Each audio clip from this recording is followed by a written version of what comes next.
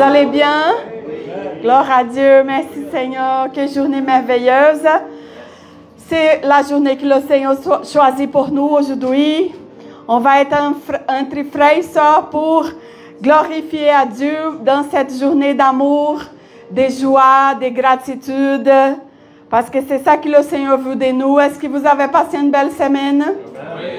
Gloire à Dieu. Merci Seigneur pour cette semaine. Merci pour les épreuves aussi, pour que les épreuves elles nous préparent pour des grandes choses et des grands projets de Dieu aussi dans notre vie. Est-ce que vous êtes d'accord avec nous? Amen. Gloire à Dieu. Est-ce qu'on peut commencer, Jerry? Ça va? Est-ce qu'on peut commencer cette journée aujourd'hui en saluant les autres avec la paix et l'amour de Dieu? Hein? On va commencer en saluant les autres. Sois confortable de parler. Donnez la main à votre frère et soeur. Parlez avec les gens. C'est important de connaître ton frère qui vient à l'église de temps en temps. Gloire à Dieu. On commence notre journée en connaissant les autres. Parlez. Donnez la main. Dieu est grand et bénédiction dans notre vie.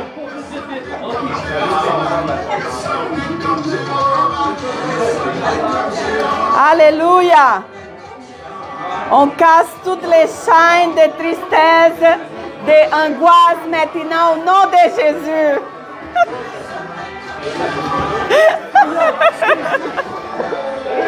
Alléluia.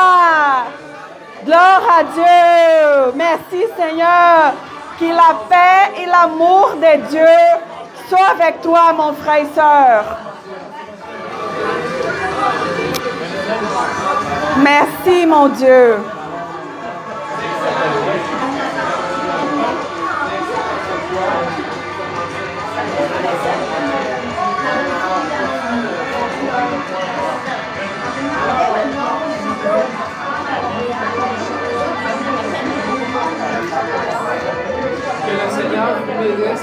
La paix et l'amour de Dieu avec toi, mon frère. Merci. Amen. Que Dieu vous bénisse. La paix de Dieu soit avec toi, mon frère, ma soeur, au nom de Jésus. La paix et l'amour de Dieu soient avec toi. Rempli d'amour. Au nom de Jésus. Amen. Amen. Merci Seigneur. On commence cette journée comme ça. Dieu est bon. Dieu est bon. Mon frère et soeur qui est à la maison, que la paix et l'amour de Dieu soient avec toi. Que le Seigneur il puisse remplir ton cœur de joie, d'amour, au nom de Jésus-Christ, au nom de Jésus. Amen. Gloire à Dieu. Merci, merci Dieu. Alléluia. Donc, mes frères et sœurs, ce moment, c'est juste un moment pour casser la glace, pour préparer votre cœur. Gloire à Dieu. Merci. Alléluia. Merci. Dieu est bon, Dieu est bon. Est-ce que vous êtes d'accord avec moi que la joie du Seigneur est notre force? Alléluia. Est-ce qu'on peut donner une gloire à Dieu pour ça? Amen. Alléluia. C'est un moment de discontration pour casser la glace un peu. On va avoir un moment merveilleux aujourd'hui avec la Sainte Seine, avec la parole que notre pasteur Benoît va partager avec nous et pour tout le monde qui est ici présent parce que le culte, ça a commencé déjà à partir du moment que vous êtes venus ici. Vous avez pris la décision de venir pour saluer les autres, pour montrer l'amour de Dieu avec les autres. Et aujourd'hui, on va avoir cette journée merveilleuse parce que c'est ça la volonté de Dieu. Je voulais lire un verset juste pour commencer cette journée. Vous savez que j'aime beaucoup que la joie du Seigneur est notre force, même si on a des choses des fois dans notre vie qui veulent voler notre joie. Et quand on est triste, on est faible. Donc il faut garder cette joie-là parce que c'est Dieu qui avait nous promis que la joie, c'est notre force. Amen. Donc, en 1 Thessaloniciens. Gloire à Dieu. Le chapitre 5, du 16 au 18. Jerry, s'il te plaît. 1 Thessaloniciens 5, 16, 18. Bien, Sylvie. Lisez, Sylvie. Est-ce que c'est possible? Avec Dieu, tout est possible. Amen. Amen. Soyez toujours joyeux. Priez sans cesse. Rendez grâce en toutes choses, car c'est à votre égard la volonté de Dieu en Jésus-Christ.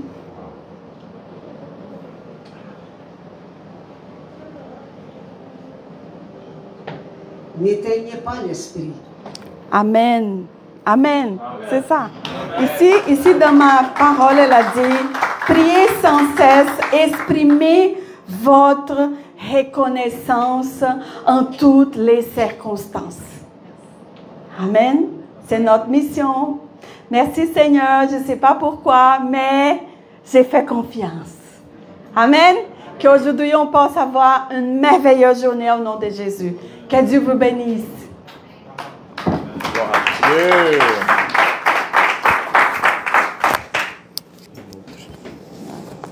Aïe, aïe, aïe.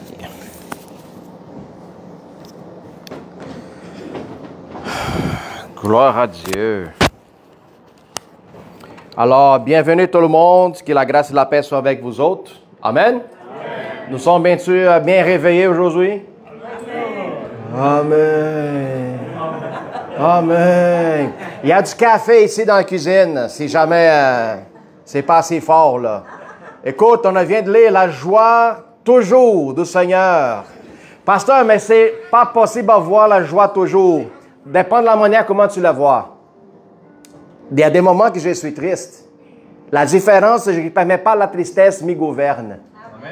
C'est ça être joyeux toujours. C'est donner l'option plutôt à Dieu qu'il soit l'ennemi de vouloir gouverner ta vie. OK? Alors, c'est ça la différence d'être joyeux toujours. C'est que moi, j'ai choisi être joyeux. Malgré la tristesse, malgré comment que le monde aujourd'hui est en train de se comporter, malgré qu'est-ce que l'ennemi essaie d'imposer à nous autres comme une vérité. Alors non, moi je vais prendre la vérité de l'Éternel qui me ramène toujours à l'origine de ma joie constante. Gloire à Dieu. Amen. J'aimerais ça demander de venir ici, Pasteur Hassan. Pasteur Hassan, il y a une parole à nous donner. Vite, vite, un bon 5 minutes. Ça va être une parole qui va vous ramener une tristesse et une joie à la fin. C'est possible. Oui, c'est bien possible. Sortez vos mouchoirs. Amen. Il va être bref. OK? Parce que quand on demande, pasteur, donnez un petit mot, lui, il veut prêcher. Alors, s'il vous plaît. Moi, je m'en vais. On oublie. Un petit mot, mon frère. OK, un petit mot. 5 minutes. OK, gros maximum. Merci, pasteur, à l'opportunité de me donner, de vous parler aujourd'hui. Pour ceux et celles qui ne me connaissent pas, je suis pasteur Hassan du culte du matin, 10h30 du matin, depuis 4 ans déjà, depuis 2021. Donc, vraiment un honneur et un privilège de vous connaître pasteur Balthazar avant tout, sa femme. Aujourd'hui, je suis ici parce que, en fait, à titre de ce que la Bible nous appelle à faire, c'est de vous honorer et de vous aimer, en fait, pour avoir été aimant, d'avoir été compatissant, d'avoir été, sous toute réserve, vraiment des gens avec des cœurs immenses. Vous êtes réellement l'emblème de Jésus dans nos vies, ma femme et moi et mon Église. Et puis aujourd'hui, je veux vraiment prendre le temps de remercier, vous remercier tous, Pasteur Balthazar, Lisa, pour l'appui que vous avez aussi donné pendant 4 ans et de nous avoir supporté et spirituellement, mais aussi physiquement dans votre lieu ici depuis 2021. Donc, très rapidement, c'est Nadia qui nous a présenté.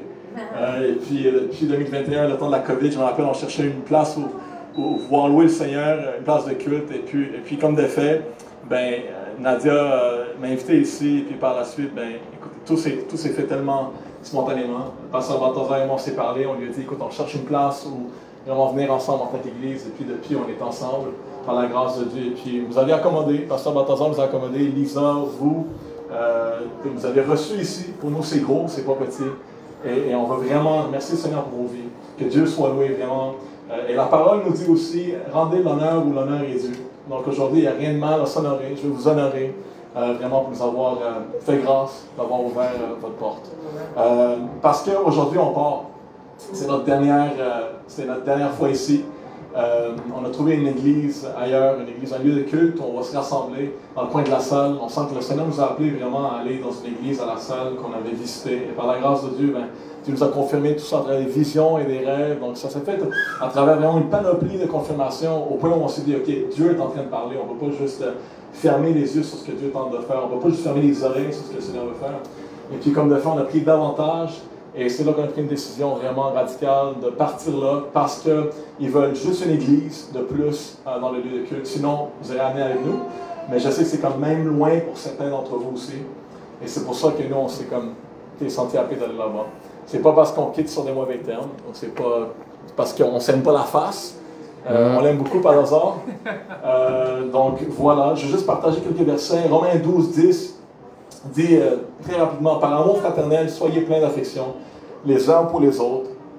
Par honneur, usez de prévenance réciproque. C'est ce que j'ai vu dans Pasteur Balthazar. Ça a été un modèle spirituel pour moi, un père spirituel, en fin de compte. Pourquoi? Parce qu'un homme de Dieu est toujours redevable envers un autre homme de Dieu.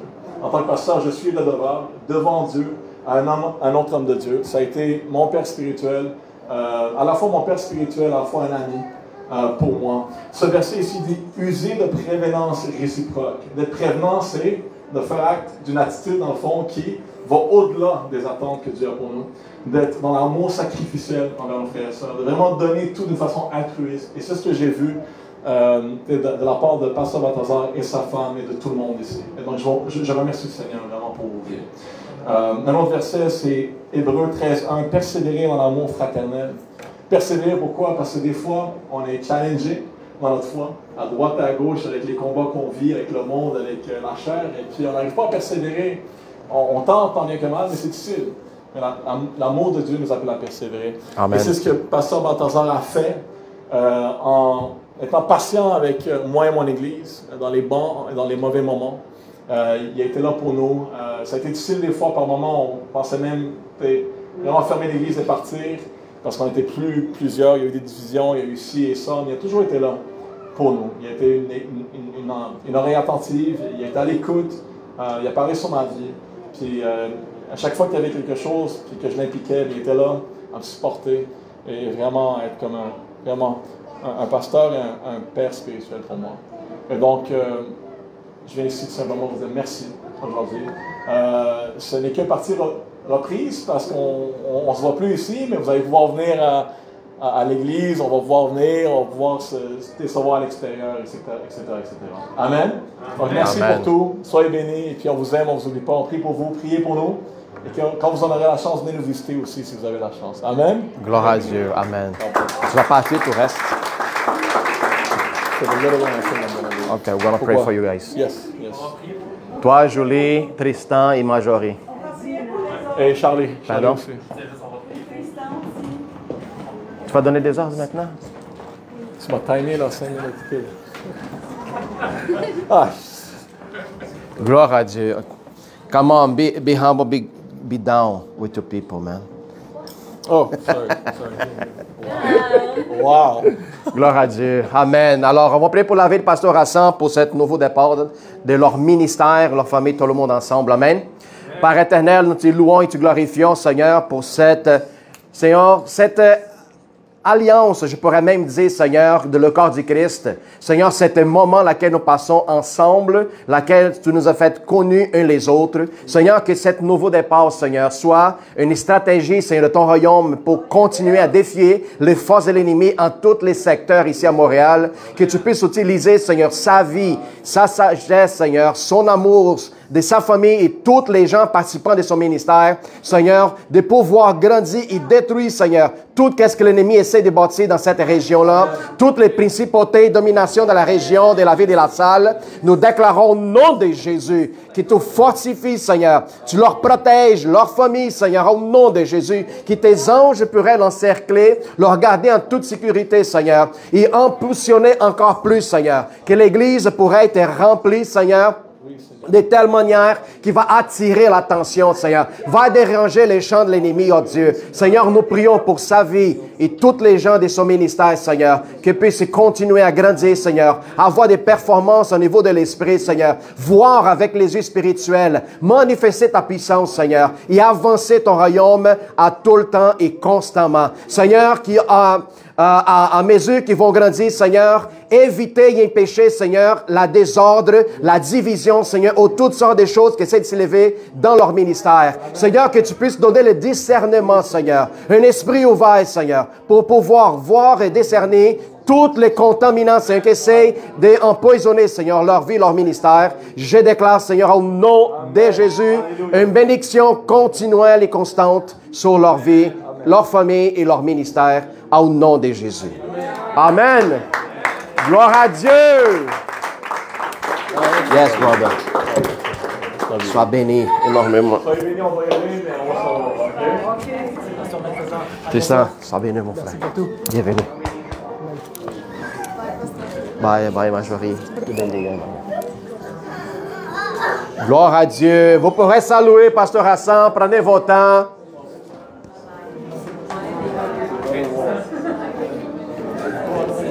Ça nous a aidé à grandir ensemble.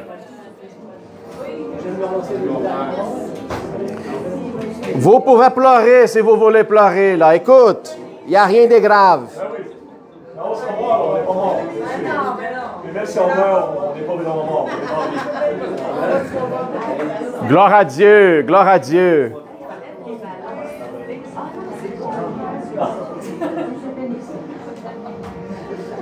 Amen.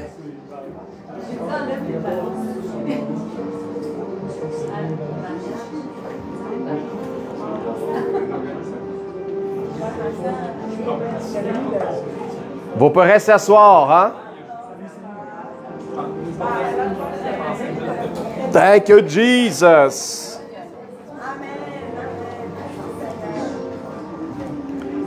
Hallelujah.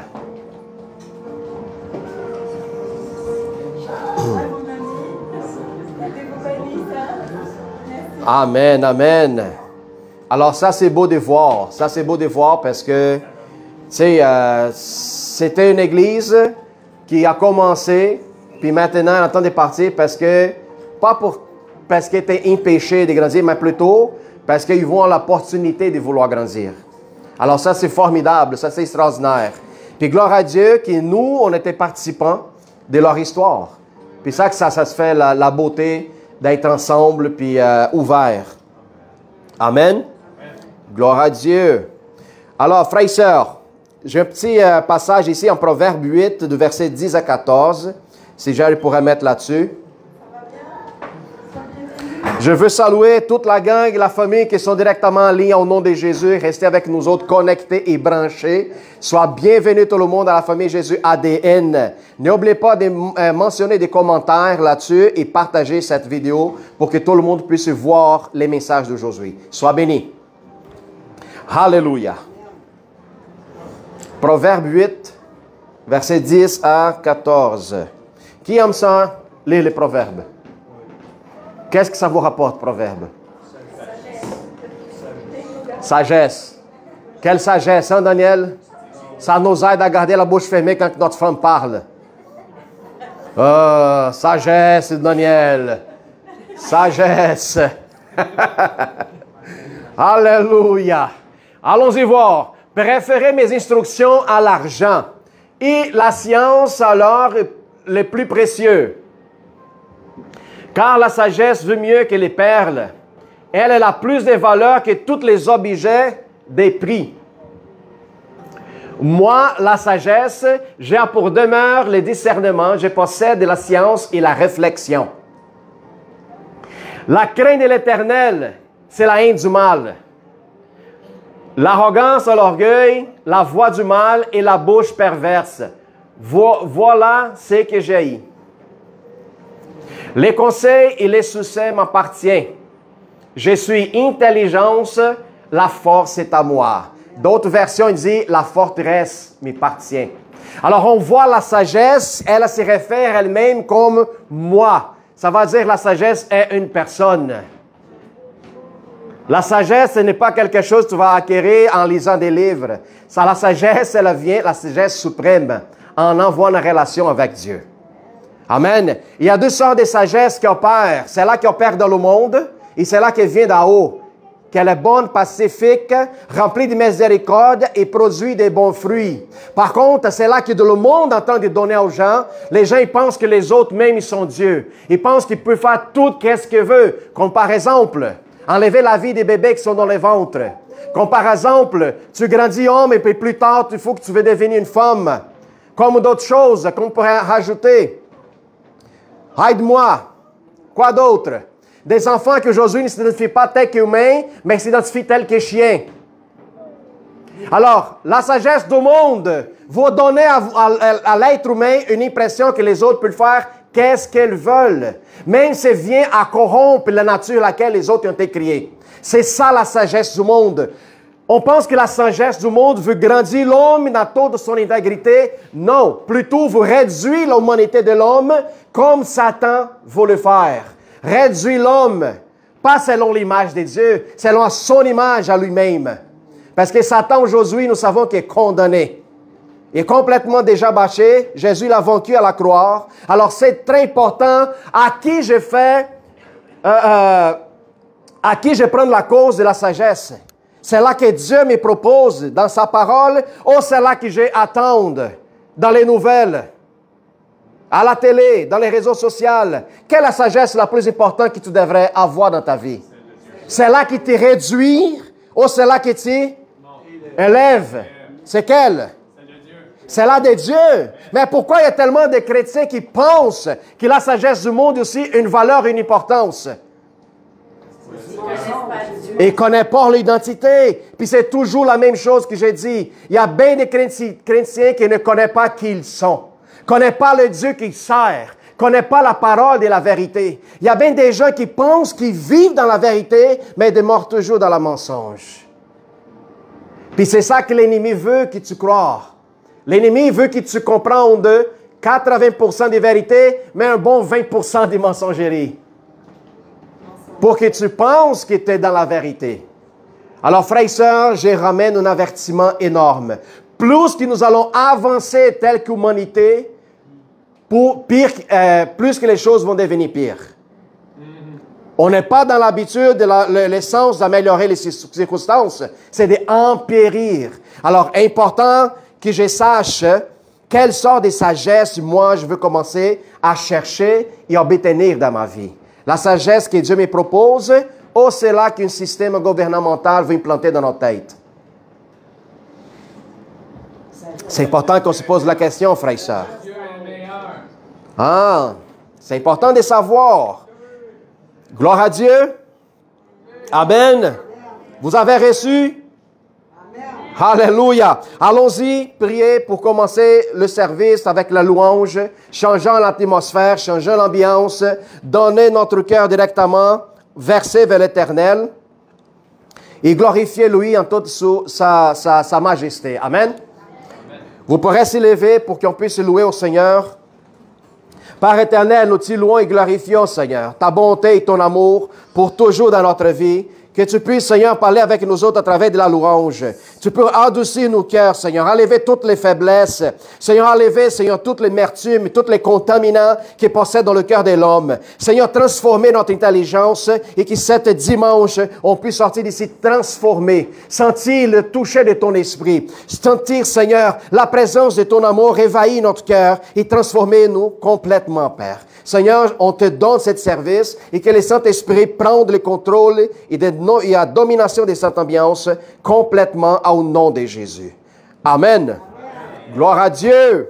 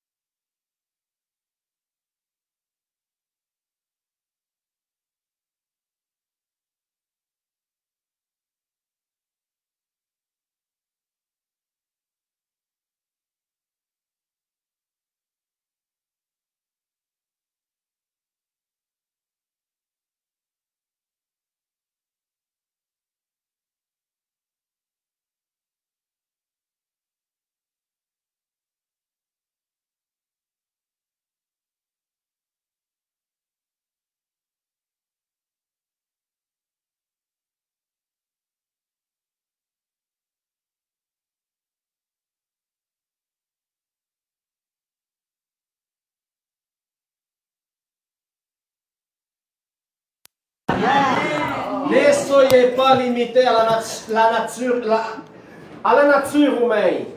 Soyez au-delà de la normalité, rentrez dans la dimension de l'esprit. C'est ça la différence. Allez au-delà de l'expectative que les gens essaient de vous proposer. Dieu est toujours en avance de qu'est-ce que l'on pense ou imagine. Amen. On a un visitant ici aujourd'hui, Mr. Michel. Bienvenue mon frère. Alléluia. Amen. Ronaldo. Bienvenue mon frère. Alléluia. Gloire à Dieu. Et notre pasteur Benoît est en train de se préparer pour qu'il vienne ici, il soit tout beau. Hein? Amen. Gloire à Dieu. Amen, Alléluia. C'est bon? Alors, vendredi Alléluia. passé, pour tous ceux qui n'étaient pas là, on avait parlé énormément à propos de le Saint-Esprit.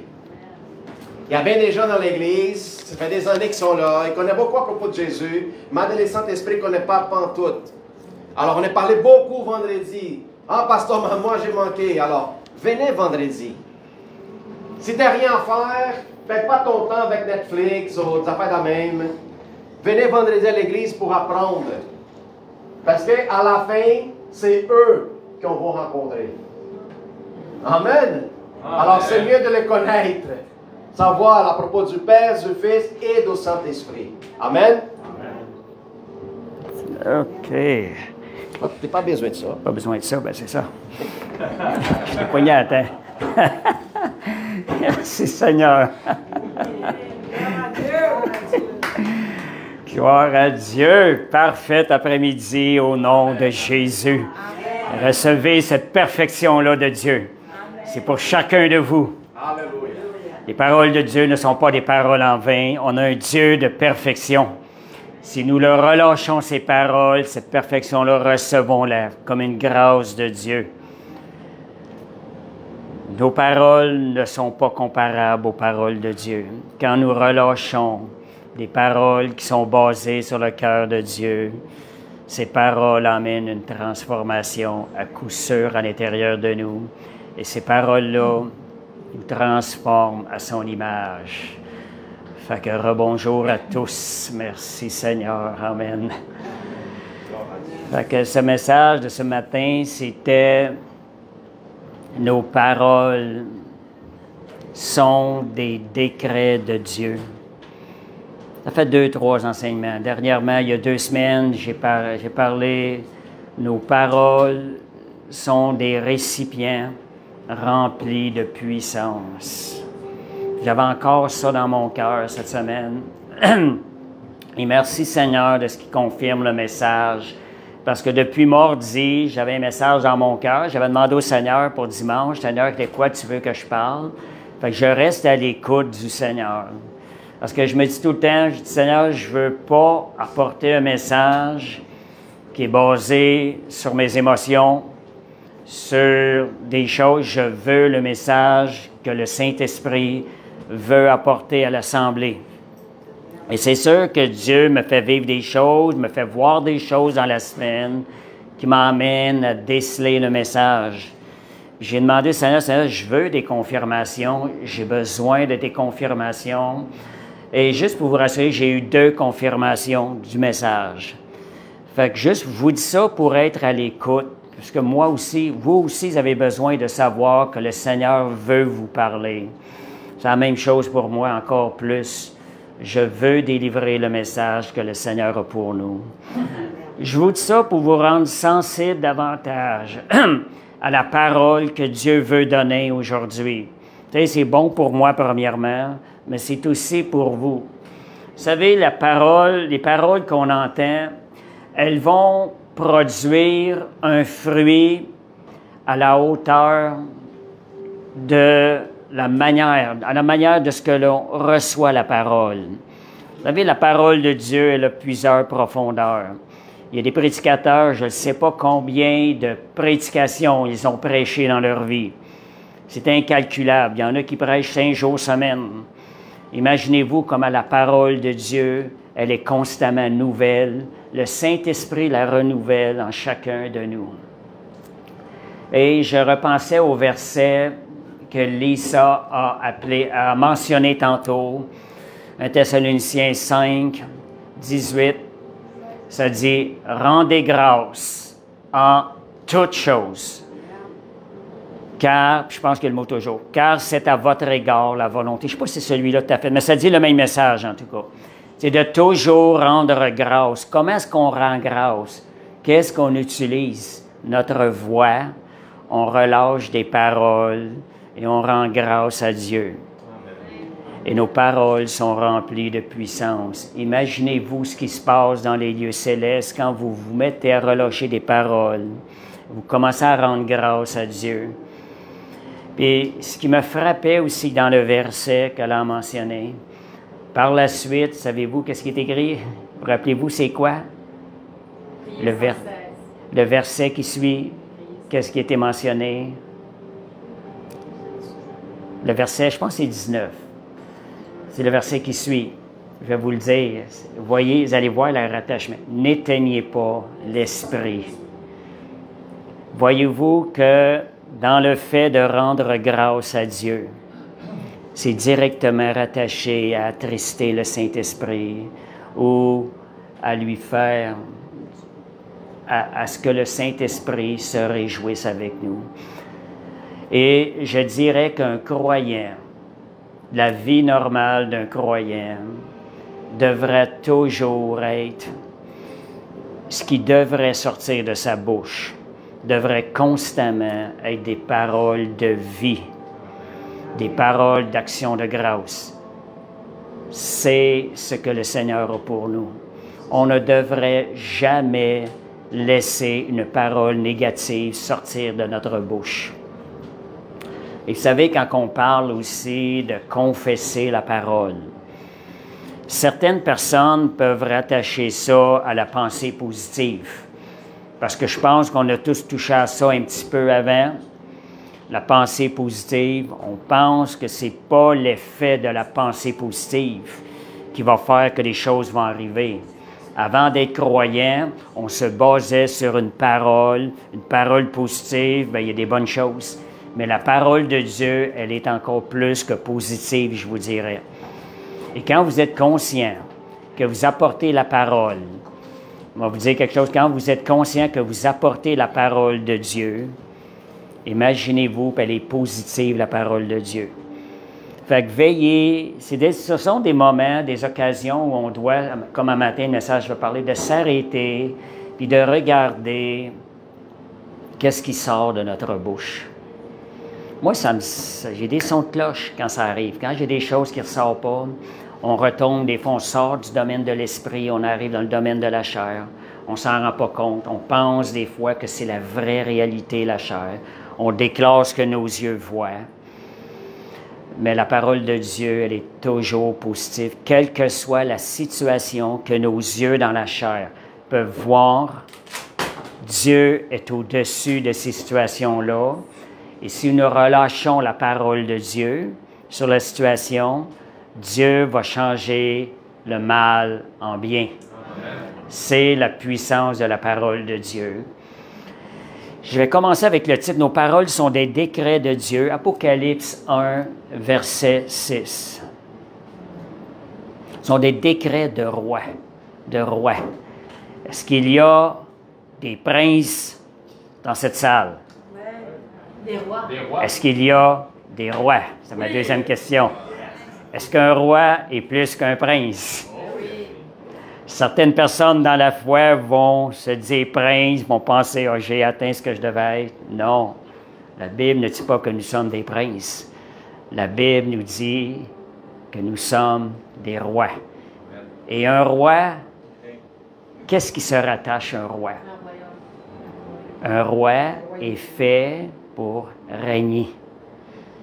Et quand je vous dis régner, un roi est fait pour conquérir. Et on va voir un peu le verset, ce que ça nous dit, ce que Dieu dit de nous. Il a fait de nous un royaume. Vous voyez le mot royaume, c'est pas tellement puissant cette version-là. Je suis pas, les versions, c'est ça, quand on lit la parole de Dieu, tout demander au Seigneur, Seigneur, donne-moi le vrai message. J'ai lu 3 petits mots. dans version anglaise, Apocalypse 1:6. Ça quand même c'est aussi le message. C'est juste le message n'est pas aussi clair à discerner que la version en anglais. En anglais, ça dit « Made us kings ».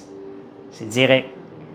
La parole de dit « Nous avons été faits rois, des rois ». C'est ce que la parole déclare de nous. Est-ce qu'on est prêt à recevoir la parole? Seigneur, je la reçois sur ma vie. Est-ce qu'on est prêt à agir comme un roi, possédant un royaume? Et si on regarde dans la parole de Dieu, à certains endroits, c'est écrit que Jésus est le roi des rois. Fait que dans son royaume, il y a des rois. Mais il parle de nous. C'est à nous, je dis, Seigneur, merci, tu fais de moi un roi. Quels sont les attributs d'un roi dans un royaume? Et il faut vraiment se réveiller notre esprit à ça, que quand on relâche une parole, il y a une puissance. Vous savez, on peut relâcher une parole des fois sans relâcher la puissance qui va avec. Mais quand vous êtes conscient de votre position, votre nouvelle identité en Christ, être un roi, c'est notre nouvelle identité en Christ. C'est ce que Jésus dit de nous. Et quand vous prenez cette conscience-là, que vous relâchez la parole, vous relâchez aussi la puissance qui vient avec la parole. Connaissance de cause. C'est important de connaître la parole de Dieu. Donc, je vais lire le verset, je ne l'écrirai pas parce que c'est court. Job 22, 28, ça dit « Les choses, elles sont établies par un décret. » En d'autres mots, si j'inverse la phrase, lorsqu'on passe un décret, nous établissons la chose. Et comme qui passe des décrets? Ce sont des rois. Les rois dans le royaume, c'est eux qui ont la fonction de passer des décrets. Et quand ils passent un décret, c'est quelque chose qui est établi. Mais savez, nous, dans les royaumes célestes, nous avons cette position-là. Et un roi, qu'est-ce qu'il va faire? Il va conquérir des trônes. Si je vous pose la question, quel trône avez-vous conquéri cette semaine? Un roi est appelé à conquérir des royaumes. Quand je parle de trône, je vous parle de situations dans votre vie. Vous posez des situations, ce sont des trônes à conquérir. Vous prenez votre place, c'est moi qui va régner sur cette situation-là. Je vais détrôner l'ennemi au nom puissant de Jésus. Et la manière qu'on le fait, c'est en passant des décrets, c'est en déclarant la parole de Dieu sur la situation. C'est une réalité. Les paroles des rois aussi, elles sont revêtues d'autorité. Est-ce qu'on a reçu, est-ce que quelqu'un nous a délégué une autorité? Avons-nous reçu cette autorité-là? Sommes-nous conscients que quand quelque chose vient contre nous pour contrôler notre vie, pour donner une direction à notre vie qui n'est pas bonne, savons-nous que nous avons l'autorité de renverser ces situations-là qui viennent contre nous? Dans Luc 10, ça nous parle qu'il nous a donné la puissance sur toutes les puissances. Mais j'aime bien la version. Pour moi, c'est la vraie version, selon le cœur de Dieu. Ça dit, il nous a donné le pouvoir sur toutes les puissances de l'ennemi. Mais la vraie version, il nous a donné l'autorité. Une autorité, tu ne te bats pas pour ton pouvoir. Parce que c'est le pouvoir d'un autre. C'est le pouvoir de Jésus-Christ qui est derrière l'autorité qu'on a reçue du Seigneur. Moi, j'aime mieux l'autorité que le pouvoir. Parce que si on pense le pouvoir, on pense qu'il faut travailler, qu'il faut se rendre plus fort. Mais quand je sais, j'ai reçu l'autorité. Et quelle est cette autorité-là? C'est l'autorité de celui qui a vaincu toutes les puissances de l'ennemi. Merci Seigneur, c'est ma fonction. Qu'est-ce que je fais avec cette autorité-là? Quand des situations qui sont contraires à la parole de Dieu, qui vont dans une direction contraire au royaume de Dieu? Est-ce que nous allons nous lever et prendre autorité au nom de Jésus, renverser la situation? Puis, imaginez-vous pas que dès que vous allez lâcher la parole, vous allez tout de suite voir de vos yeux. Parce que la première action qui se passe, c'est dans les lieux invisibles. C'est dans les royaumes célestes. On a une autorité céleste sur les puissances de ténèbres. Vous savez que le céleste, le royaume, les royaumes invisibles gouvernent le royaume, les royaumes visibles. Gardez ça en esprit. Jésus nous a enseigné dans la parabole du figuier, il a juste dit, jamais plus tu ne produiras de fruits. En d'autres mots, sèche. Au moment où il le dit, le figuier n'est pas devenu sèche sur le moment. C'est le lendemain, lorsqu'ils ont passé, les disciples ont constaté qu'il avait séché. Voyez, lorsqu'il a relâché la parole, Jésus, la chose, elle était arrivée, mais elle est arrivée dans le monde invisible. Et ce qui s'est passé dans le monde invisible, moi j'aime ça dire, a été livré dans le monde visible. Ça, des fois, quand je prie, Seigneur, je prends ce qui est du troisième ciel, je le réclame maintenant dans le premier ciel. Il y a un temps où c'est livré.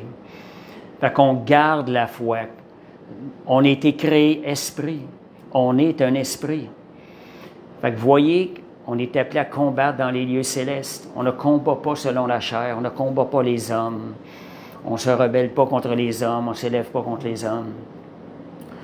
Et une autre parole que j'avais eue par rapport, comment est-ce que c'est puissant, comment la parole de Dieu, ce qu'on décrète de notre bouche. Est-ce que vous allez vous forcer à décréter? Parole dans Matthieu 17 qui dit, c'est une parole qui m'a déjà parlé. Vous savez, quand Dieu nous donne une parole, là, il l'écrit dans notre cœur de son doigt. Comme je vous l'avais raconté la semaine passée, j'étais en vacances quand j'ai eu cette parole-là dans un camp d'été, un camp chrétien. Je cherchais la face de Dieu. Puis quand le Seigneur donnait la parole, dis seulement cette montagne, ôte-toi de là et jette-toi dans la mer. Et la montagne va se déplacer. Est-ce que ça dit, bats-toi, crie à toute tête et tout? Non, ça disait, dis seulement. C'était et voyez, puis en d'autres mots, dire, quand vous prenez conscience de l'autorité que vous avez, de votre nouvelle identité comme roi, l'autorité de Christ qui vous a été déléguée, c'est à nous de l'utiliser. Qu'est-ce qu'on fait avec ça? Quand vous réalisez ces choses-là, vous ne forcerez pas les décrets. Vous allez dire avec la conscience, je peux décréter les choses de Dieu à cause de l'autorité que j'ai reçue de Jésus. Et je décrète montagne, ôte-toi de là, jette-toi dans la mer. Et d'une façon plus imagée, on peut dire, quand il y a un problème, les problèmes, les montagnes, elles insinuent aussi des problèmes dans notre vie. Vous voyez un problème qui apparaît dans votre vie, au nom de Jésus, problème, je prends autorité sur toi. Je déclare que tu as été vaincu à la croix par la victoire de Jésus.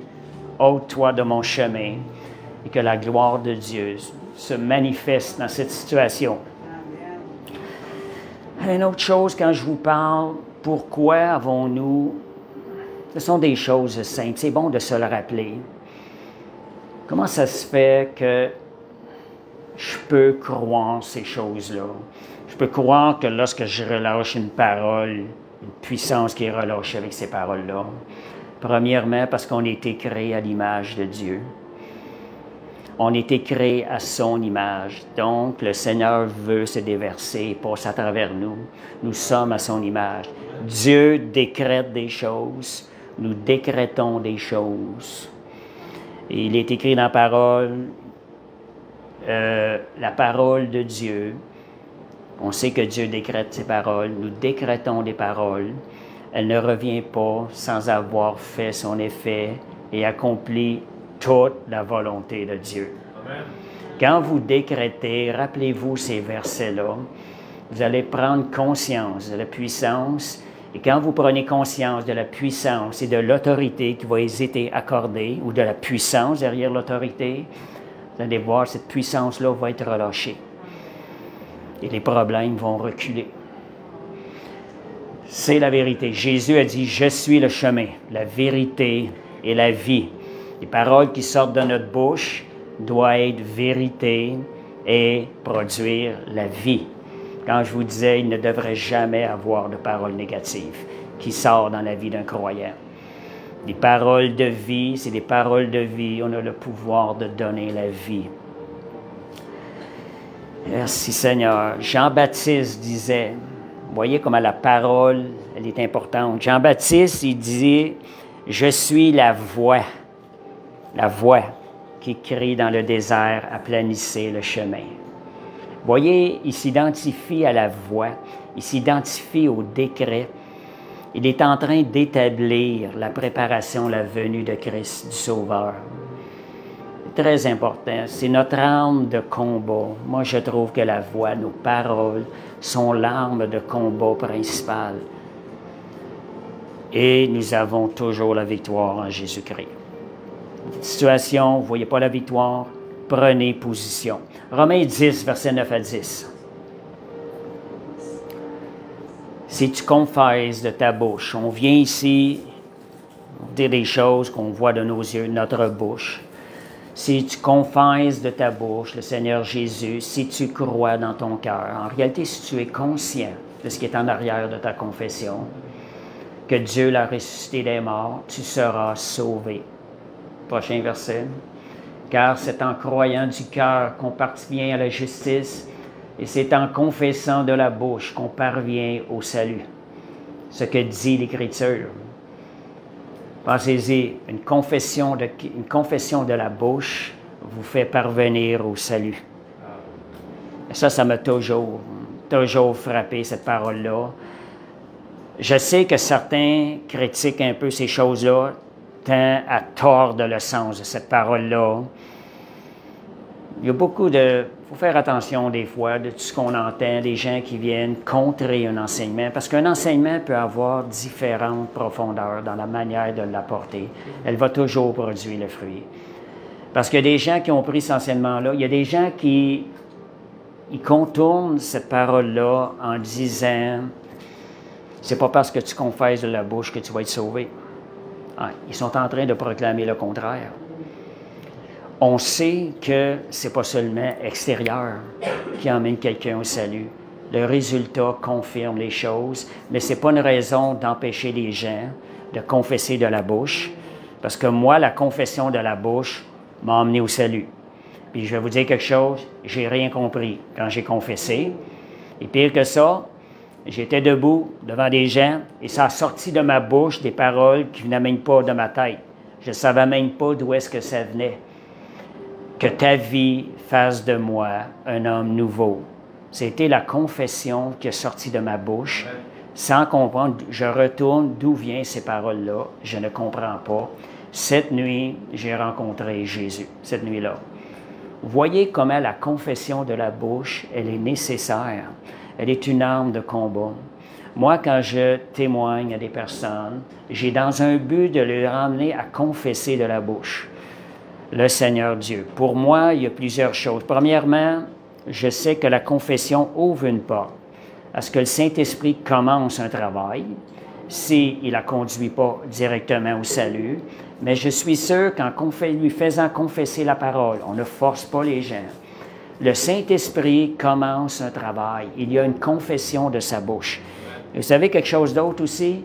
Si la personne a confessé de sa bouche même, pensez-vous qu'elle va se rappeler des paroles beaucoup plus facilement?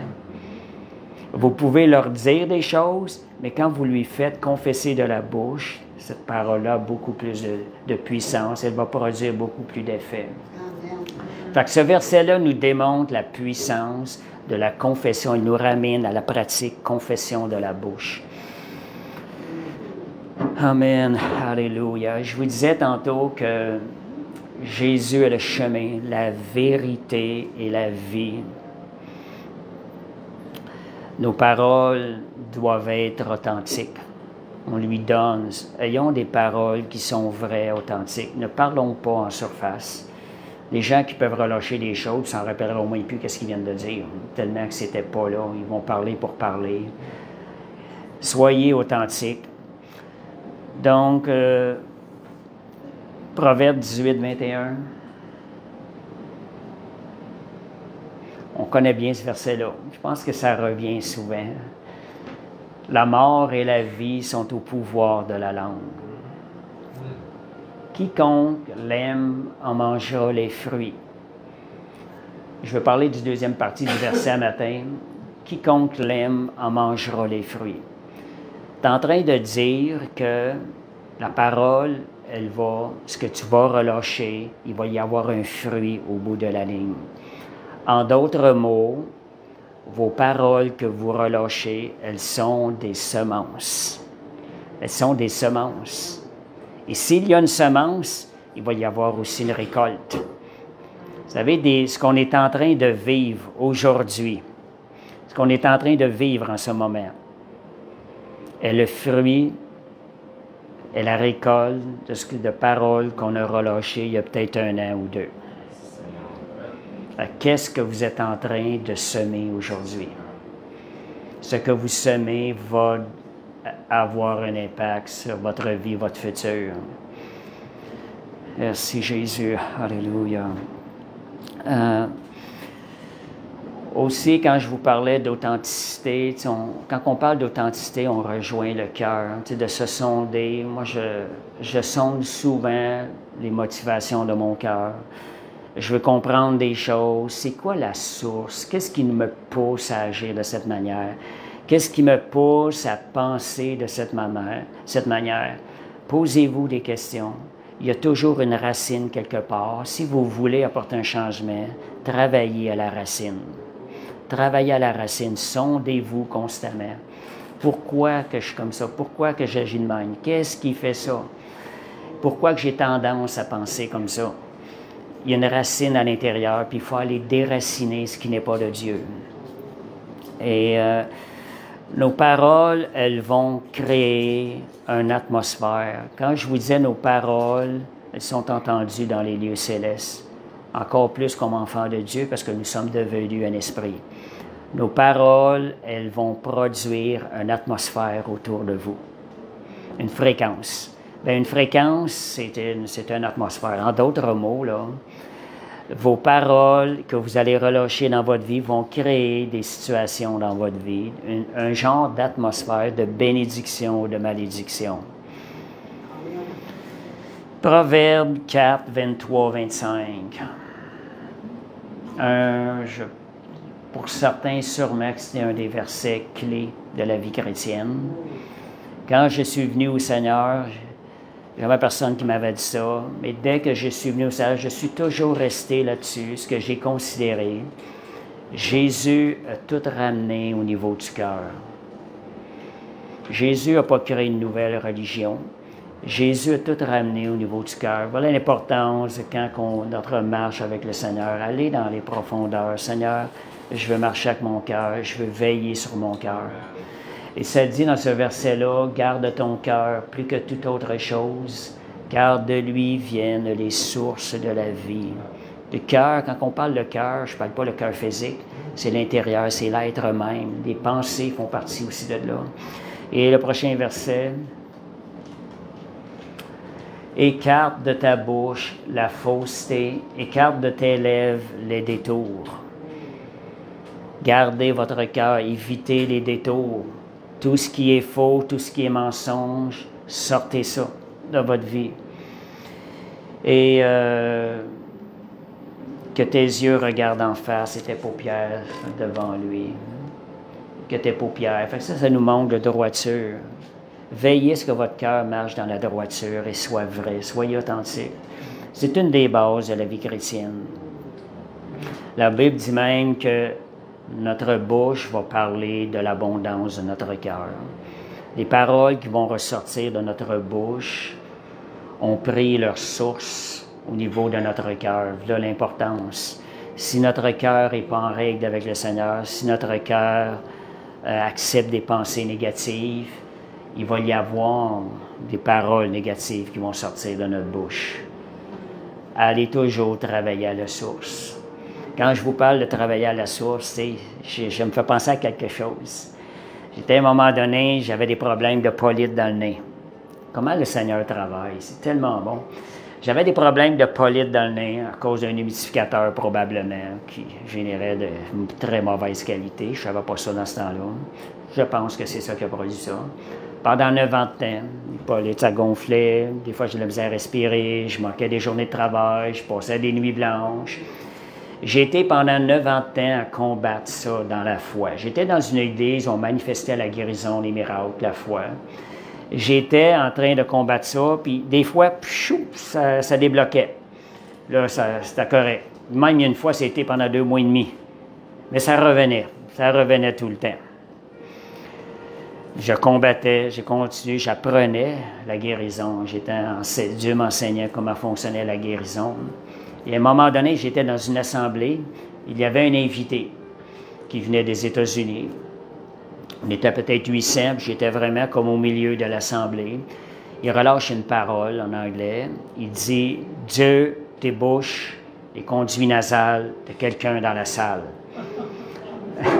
Pendant qu'il parlait, il y a un grand vent qui est rentré ici, octobre 2002. Un grand vent qui est rentré ici, qui est sorti par là, par ma bouche, puis par mon narines. Et je me suis mis à respirer pleinement, clair. Et ce n'est plus jamais revenu. Jamais de trace de ça. Je vous dirais que l'ennemi a essayé de revenir une couple de fois, mais dès qu'il venait, je le refusais. Je le mettais dehors. Fait que ça n'a jamais pu revenir. Puis ce que le Seigneur m'a montré, quand je vous parlais de source, le Seigneur m'a montré, quand tu priais pour les conséquences de la maladie. Comment est-ce qu'on dit ça, les effets, les symptômes. Les symptômes, c'est ça. Il me montrait, tu priais tout le temps pour les symptômes. Puis il dit là, je suis venu guérir la racine, ce qui était la cause du problème. C'est la même chose avec notre cœur. Quand on a quelque chose, le cœur est la racine. Si on ne travaille pas au niveau du cœur, on travaille les symptômes. Et les symptômes, c'est temporaire. C'est pas quelque chose qui est efficace. On va retomber, ça va revenir. Là, l'importance de marcher avec le Seigneur au niveau du cœur. Et je vous dirais, heureusement, Dieu regarde au cœur. C'est écrit quand il y a eu l'appel de David versus Saül. Il est mentionné dans la Bible, Dieu ne regarde pas l'apparence, mais Dieu regarde au cœur. Ce sont des paroles qui viennent nous rassurer. On peut avoir l'assurance que Dieu voit tout ce qu'on vit. Merci Seigneur, Amen. Et quand je vous disais aussi, dans ce verset-là, il parle, le verset que j'ai dit tantôt, « Écarte de ta bouche la fausseté ». Soyez attentifs, nous marchons dans la vérité. Dieu nous a appelés à marcher dans la vérité. Soyez attentifs à marcher dans la vérité, dans le sens qu'on voit beaucoup de mensonges dans les vidéos qui sont publiées, ces choses de même. C'est incroyable. Encore plus dernièrement, l'évolution de l'intelligence artificielle. Il y a toutes sortes de choses. J'ai vu cette semaine, je vous donne un exemple, de ne pas donner de place au mensonge, faire attention, de ne pas élever, de ne même pas se servir du mensonge pour dire, regardez, Dieu fait ça. J'ai vu cette semaine une place qui montait à Sydney, il y a eu un grand aigle, un nuage qui a pris la forme d'un lake, puis montrait la photo, puis on voyait même le bec. Là, c'était plein de chrétiens, c'est la fin des temps, puis on voit, puis tout. Tout le monde embarquait là-dedans. Puis il y a eu 1 ou 2 commentaires. La personne a dit « Je demeure à Sydney. J'étais là à ces heures-là, les heures mentionnées. » Puis elle dit « Il n'y avait rien de ça. » Vous voyez comment c'est facilement. Moi, je me dis, si on laisse la place à la tromperie, intérieurement, le diable commence à nous tromper à l'intérieur. Puis à un moment donné, on va se tromper pour de bon. Moi, je n'utiliserai pas le mensonge pour dire « Dieu est en train de faire ces choses-là. » Il n'est pas à l'origine. Veillez même si ce que vous publiez. Publiez aujourd'hui encore plus que davantage tout ce que vous entendez, ce que même les messages que vous publiez, republiez, assurez-vous d'une source authentique, d'une source qui est fiable, des prédicateurs, un exemple, qui ont fait leurs preuves, qui sont fiables, que vous connaissez la source. Il vaut mieux ne pas prendre de chance, des fois, au risque de produire, de publier des mensonges. Parce que derrière un mensonge, même si ça a l'air beau chrétien ou tout, il y a un esprit de mensonge en arrière. C'est un esprit de ténèbres. Je vous disais tantôt, nos paroles créent une atmosphère. C'est la même chose. Si vous publiez quelque chose que vous n'avez pas la certitude que c'est bien, vous êtes en train de publier, vous êtes en train de relâcher une atmosphère qui n'est pas celle de Dieu. Puis, en plus de ça, c'est... je regarde, une petite chose, je ne veux pas trop parler de ça, c'est vrai, c'est qu'on en voit beaucoup sur Internet et c'est ça. S'éloigner un peu de ça, parce qu'il y a même des gens qui publient des choses négatives sur des chrétiens publiquement. Éloignez-vous de ces choses-là sur Internet. Dieu n'appuie pas ces choses-là. Bon, merci Seigneur, alléluia. Puis, petite chose que j'entends aussi, juste des fois mettre en lumière un peu les pensées. J'entends ça souvent. Tu sais, on est dans un monde, tu sais, après plusieurs années dans le Seigneur, il y a des gens qui ont sorti d'église, des blessures, toutes sortes de choses qui se passent.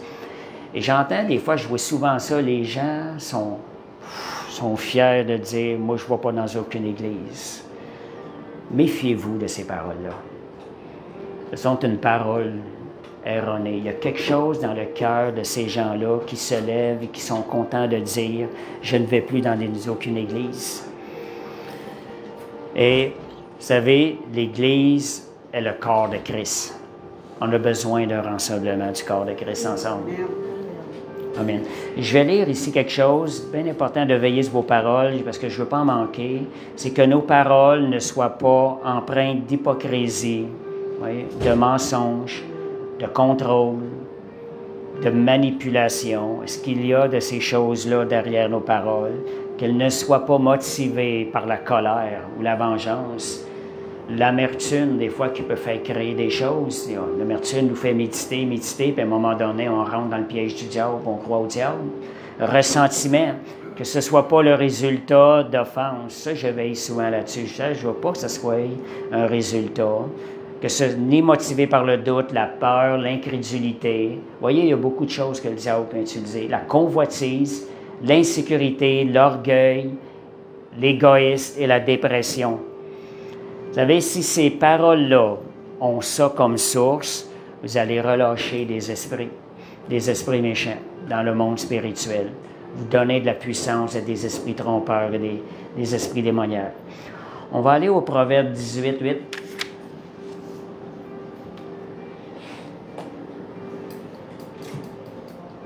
Parce que là, je vous parle du fruit des paroles. Nos paroles sont des décrets de roi. C'est bien important qu'on soit attentif.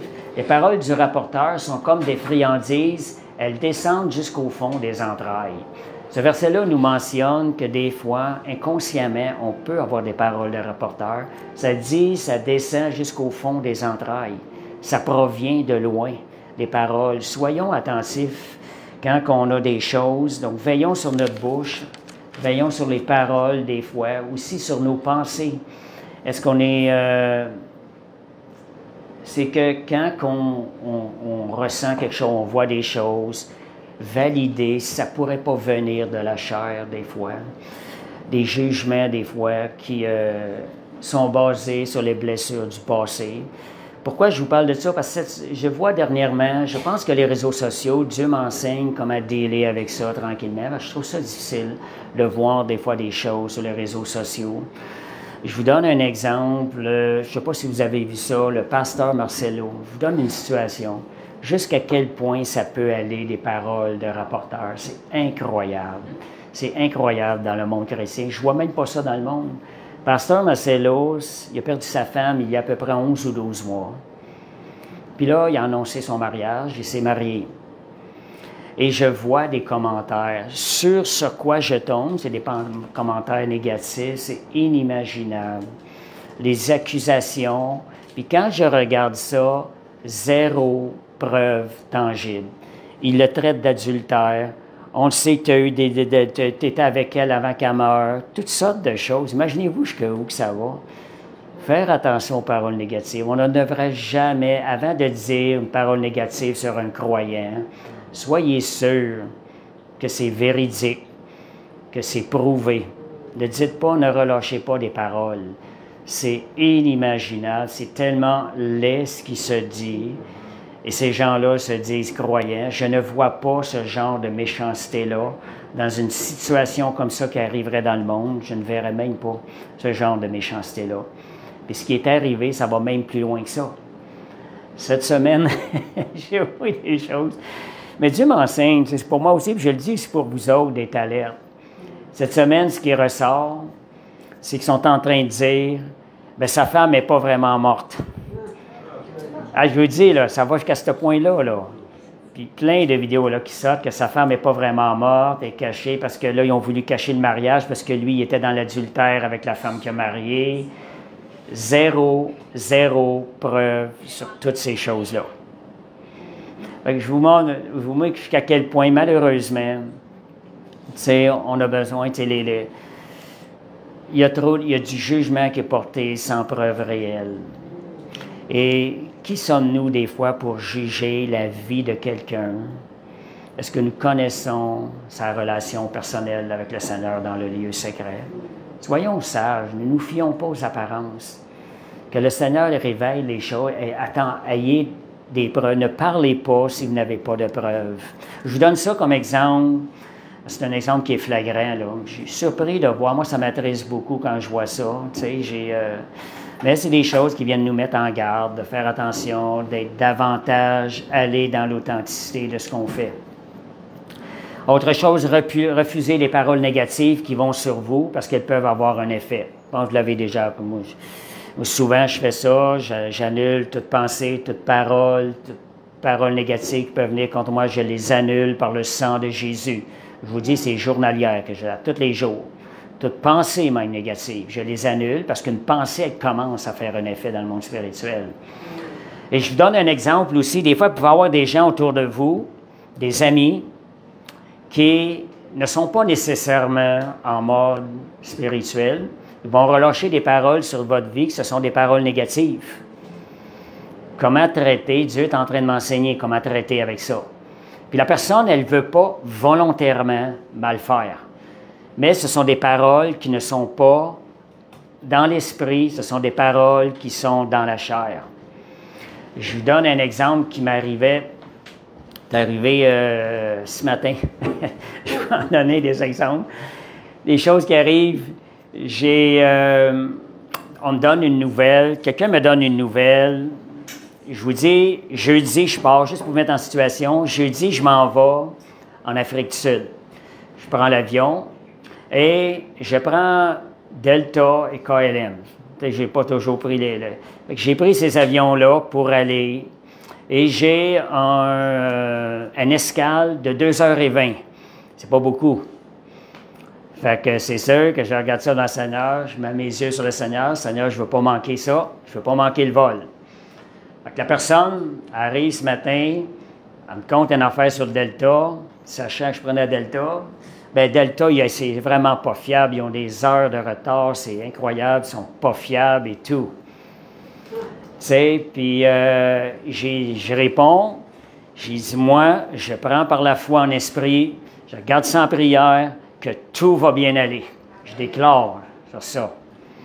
La personne me retourne, elle me donne une autre compagnie, elle dit, c'est the best. Tu sais, voyez un peu, mais inconsciemment, c'est un raisonnement humain. Elle n'est pas dans l'esprit quand elle dit ça.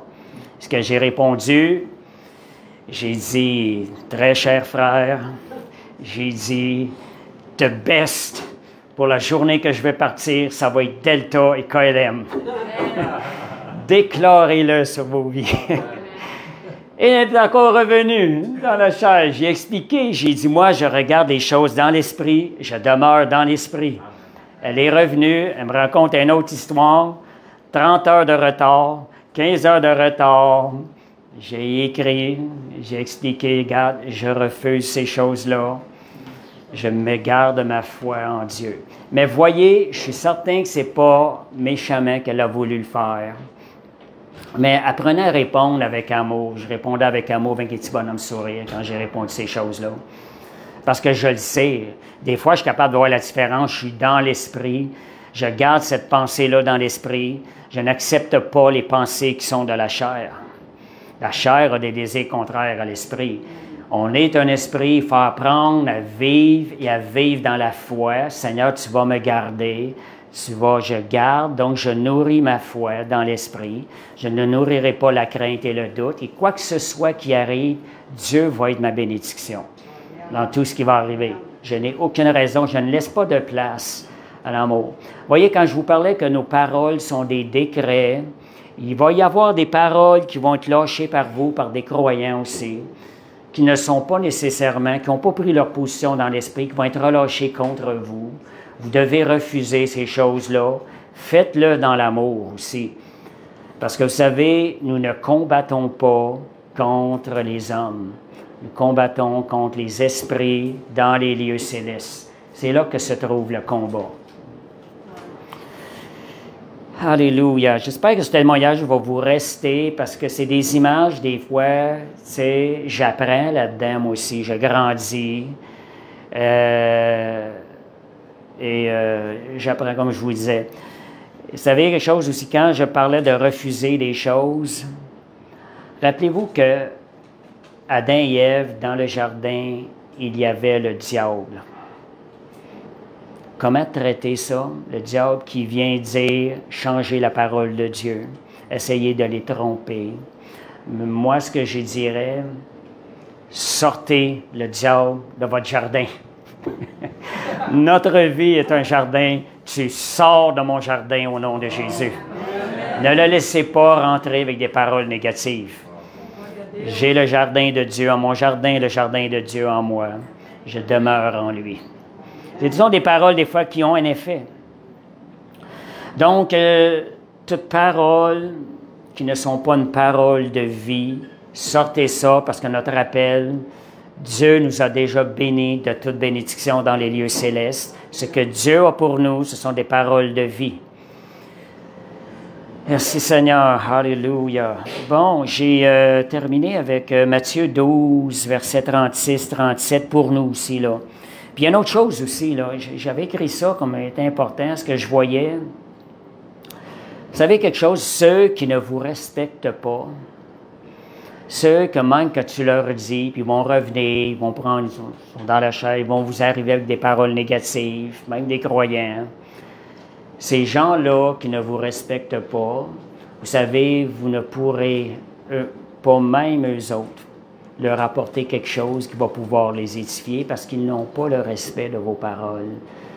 Il faut parfois marcher, parfois peut-être prendre des distances avec ces personnes-là et marcher avec des gens qui vont vous édifier, qui vont recevoir ce que le Saint-Esprit vous donne à travers vous, pour eux.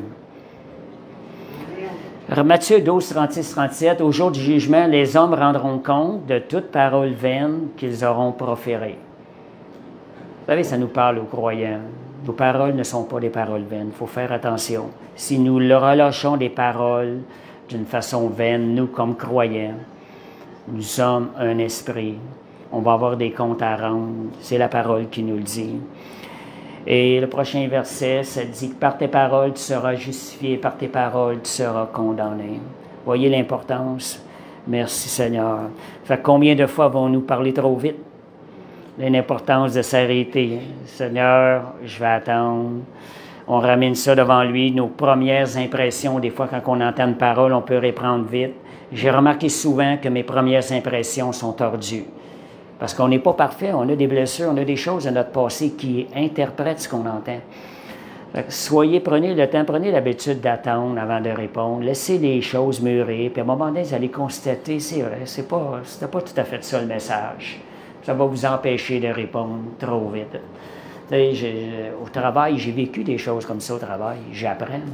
J'ai appris au travail.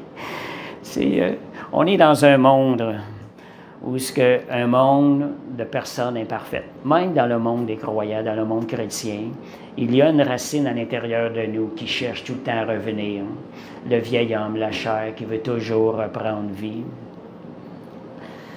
Et autre chose, quand je disais aussi, quand je vous parle de ça, là, c'est pas une question de condamnation, c'est une question de ces enseignements-là. Tu sais, si on a fait des erreurs, Seigneur, je veux raffermir mes voies en toi. Je suis en croissance. Donc, j'accepte ce que je suis rendu, mais Seigneur, je m'en vais vers la perfection. Alléluia. Puis,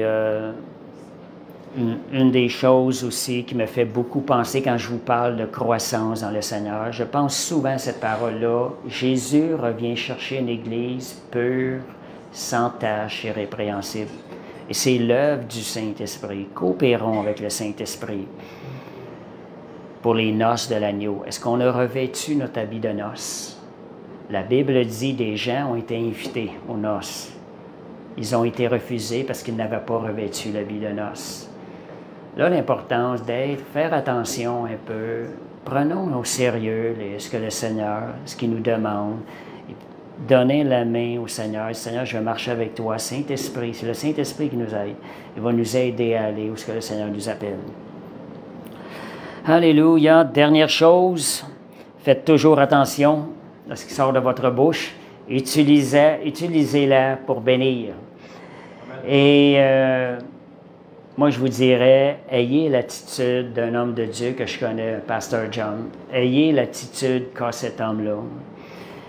C'est un homme qui a un grand ministère. Quand j'ai rencontré cet homme-là, je ne vois que de sa bouche des paroles, un homme tellement humble, des paroles de vie, des paroles qui construisent constamment dans les gens autour de lui. C'est incroyable.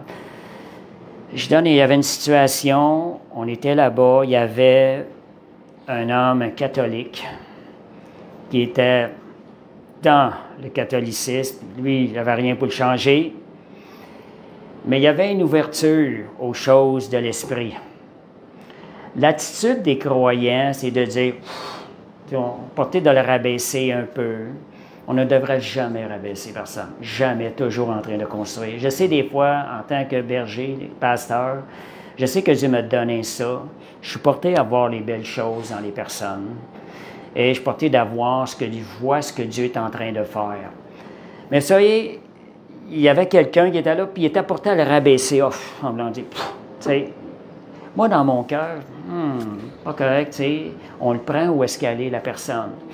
Tu sais, la personne a fait. Mais savez-vous ce qui est arrivé? Le prédicateur en avant l'a rencontré personnellement, comme il rencontre ceux qui veulent le rencontrer. Pendant sa prédication, il l'a invité en avant. Ils se sont assis sur 2 chaises, un à côté de l'autre. Il savait très bien qu'il était dans sa religion catholique, mais il y avait une ouverture à l'esprit. Il recevait ce que le pasteur enseignait. Bien, ils se sont assis là une demi-heure de temps en avant. On voyait l'amour qui était dégagé, le non-jugement qui était dégagé. Lui-même a affirmé en avant, je suis catholique. Il a même affirmé ça en avant. Il n'y avait aucune honte, le pasteur. Il lui a fait parler, tu ressentais l'amour et la compréhension, puis il était là, puis il était passionné pour ce qu'il était en train de mentionner, il lui posait des questions sur sa vie. Moi, là, c'était une image qui m'a resté marquée. C'est une image qui m'a resté marquée, l'amour et la compassion, l'humilité de ce pasteur-là. Ne juge point aux apparences. Et ce qui est arrivé, c'est un gars de Montréal. Mais ce qui est arrivé, une demi-heure après, il nous pointe dans la salle, où sont les 2 personnes de Montréal. Il nous a emmenés en avant sur le stage. Mais je vois l'humilité, la simplicité. Ne faisait pas parce qu'une personne se disait catholique, qui était inférieur à quelqu'un d'autre. L'amour est constamment en train de construire. Moi, je veux avoir ça comme modèle. Je veux constamment être en train de construire dans les gens. Avoir cette attitude-là, humble, assez humble, pour être capable de voir ce que le Saint-Esprit est en train de travailler à l'heure actuelle dans la personne. De ne pas m'attendre à avoir des gens qui sont parfaits. Fait que je vous donne ça comme exemple. Donc, puis ce pasteur-là aussi lâche souvent des décrets sur son assemblée contre la mort qui voudrait venir atteindre ses brebis. Puis il y a vraiment des déclarations de puissance. J'ai vu à 3 reprises, même ce matin, hier, j'ai vu un témoignage. 3 témoignages, juste pour vous dire comment la puissance des décrets. Je vous en compte 2. Il y a une femme, elle a fait des tonneaux de son assemblée. Des tonneaux. L'auto, complètement tout poqué, scrap. Après les tonneaux, la femme, elle s'est retrouvée dans la valise. Puis elle était attachée avec une ceinture. Qu'est-ce qui est arrivé? Elle est sortie par la valise, aucune scratch. Vous voyez que le décret, la protection de Dieu, lorsqu'on décrète, l'ennemi ne peut même pas vous toucher. C'est l'autorité et la puissance qu'on a. Et c'était tout photographié. Elle était là, la femme dans l'église. C'est une femme de son assemblée. Elle a témoigné, les photos étaient toutes là. Hier, j'entends un homme que je voyais dans cette assemblée-là souvent. Il est arrivé avec un témoignage. Son auto, une autre chose. La roue, le devant était cassé. Le devant de l'auto cassé. Là. La roue n'était même plus là. C'était vraiment tout cassé. Là. Il arrive, il dit, j'ai sorti de l'auto, j'ai ouvert la porte. Il n'y avait aucune scratch. L'auto est complètement scrap. Vous voyez, il y a une puissance dans le décret, la protection. Puis je vous donne un autre témoignage personnel à ce niveau-là aussi. Oh, le temps passe, j'ai pas vu le temps passer, excusez. Je donne un dernier témoignage personnel à ce niveau-là. Moi, quand je vais sur la route, je priais tout le temps. Seigneur, mets tes anges autour de moi, toujours. Mets tes anges autour de moi, Seigneur, mets tes anges autour de moi. Tu sais, à un moment donné, je m'emmenais dans l'auto, une route, lumière verte. Un camion arrive en avant, une petite vanne arrive en avant. Elle arrête. Moi, je m'emmenais sur la lumière verte. En arrivant sur la lumière verte, elle décide de tourner, comme ça. Moi, je n'avais pas arrêté, là. J'ai pas eu le temps même pas eu le temps de peser ses freins. Elle est arrivée direct quand j'arrivais à sa lumière. C'est une grosse vanne. J'ai tassé la vanne d'à peu près 3 voies. Ça a fessé pas à peu près. La roue t'a cassé sur la vanne, tout. Moi, je sors de là, de l'auto. L'auto t'a tout rapaissé. Je sors de l'auto, rien, pas de scratch, rien. J'avais même pas de douleur nulle part. La police est venue, les policiers sont venus, même les pompiers sont venus. Ils disent, comment ça se fait? Ils disent, on ne comprend pas qu'il n'y a rien. L'auto était complètement rapetissé en avant. Mais voyez comment Dieu nous protège, sa puissance par des décrets. Mais j'ai appris quelque chose, par exemple, après ça. J'ai augmenté mon niveau de décret. J'ai commencé à dire, Seigneur, tu mets tes anges autour de moi et autour de mon auto. À ce temps, j'ai toujours ces 2 déclarations-là. J'ai appris quelque chose. Fait que vous voyez la puissance du décret. Donc, relâchez, qu'on soit une église qui parle et confesse constamment des paroles de vie. Et fait que c'est ça, c'est ça le message. Donc, ne fermons pas notre bouche comme enfants de Dieu, comme un roi. Laissons des décrets, relâchons des décrets sur les situations afin que le royaume de Dieu avance et que Christ soit élevé, glorifié. Amen. Fait que, merci Seigneur, c'était le message. Je vais laisser